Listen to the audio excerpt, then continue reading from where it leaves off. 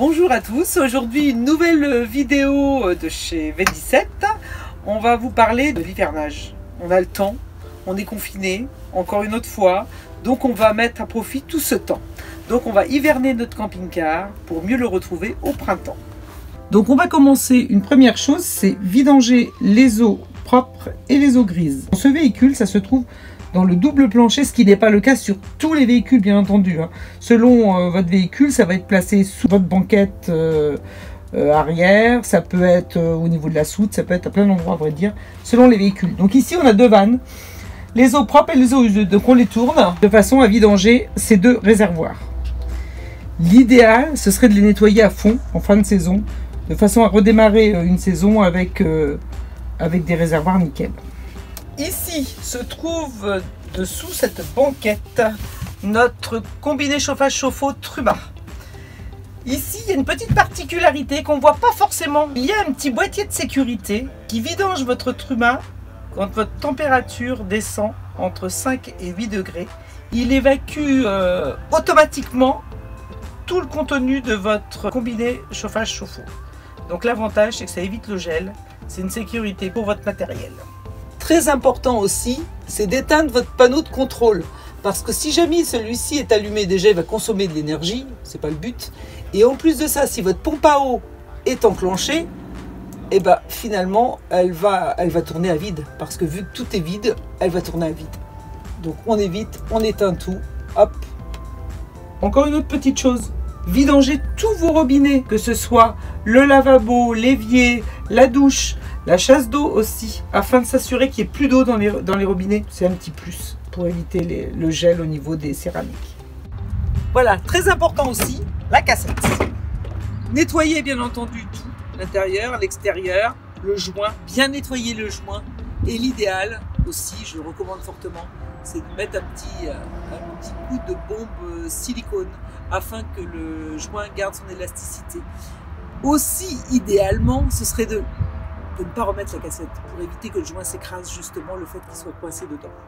Voilà, c'est des petites astuces supplémentaires. On remet la cassette. On nettoie également l'emplacement de la cassette, voilà, à fond, tant qu'à faire. Ça permet de désodoriser, désinfecter aussi ce lieu-là. Pour l'hivernage, on peut aussi appliquer le couvercle d'hivernage pour vos grilles de réfrigérateur. Bien entendu, chez Dometic, elles sont à l'extérieur.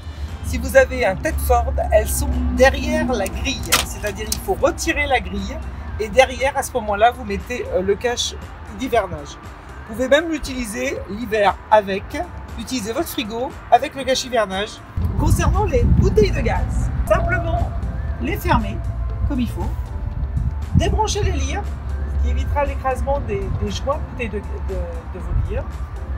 Et par la même occasion, regardez la date située sur vos lyres de gaz. S'il y a besoin de les remplacer ou pas. Concernant les batteries ou la batterie cellule, deux possibilités s'offrent à vous. La première, vous êtes garé près de chez vous. Dans ce cas-là, c'est bien plus facile. Vous allez allumer toutes les lumières pendant une journée, de façon à la baisser le plus possible, de façon à ce que le lendemain, au branchement, vous puissiez la recharger un maximum tout en la faisant travailler. Voilà. Et ça, vous faites ça une fois par mois. L'autre cas, malheureusement pour vous, vous avez votre véhicule qui est stationné allez, 20, 30, 40, 50 km de chez vous. Dans ce cas-là, c'est un petit peu plus compliqué. Vous allez la charger avant de partir en hivernage maximum. Une fois arrivé en stationnement, vous allez simplement débrancher le moins dans votre batterie, la masse, c'est-à-dire, de façon à ce que celle-ci soit protégée. Quant à celle du porteur, vous avez aussi la même possibilité de les charger correctement avec votre chargeur à la maison, de les laisser sur place, ou alors il existe des petits appareils super simples d'utilisation qui vous permettent d'entretenir votre charge de batterie continuellement. Et pour finir, je vais vous donner quelques petites astuces qui sont bien pratiques pour l'hivernage. D'abord, on nettoie et on vide tout ce qui est épicerie. Ça, c'est important. Vous nettoyez à fond tous les placards. Également le nettoyage du réfrigérateur complètement, et surtout, j'insiste bien sur les joints. Bien nettoyer les joints du frigo, du congélateur. Laissez tout ça après nettoyage entrouvert. Vous avez un petit cran, donc vous aérez tout ça. Bien nettoyer aussi tout ce qui est sanitaire à fond. Voilà, aussi concernant les matelas. Les matelas, une fois qu'on a enlevé les couettes, les draps, les oreillers, descendez un petit peu tout ce qui est couchage de pavillon, y compris sur les profilés comme les intégraux, histoire que ça ne soit pas collé au plafond. Et aussi aérer comme ceci les matelas, afin qu'ils ne soient pas collés aux parois comme ça. Voilà, pour favoriser la circulation de l'air entre les deux. Concernant l'aération dans le véhicule, tout simplement, positionnez vos baies en mode aération. Vous voyez, vous avez deux crans. Vous avez un cran de fermeture et un cran d'aération, comme ceci. Et ici, il y a un tout petit peu d'air qui passe et ça suffit. De la même occasion, vous pouvez aussi passer du silicone sur vos joints pour éviter qu'ils sèchent et qu'ils ne collent. Voilà, pour qu'ils gardent toute leur élasticité.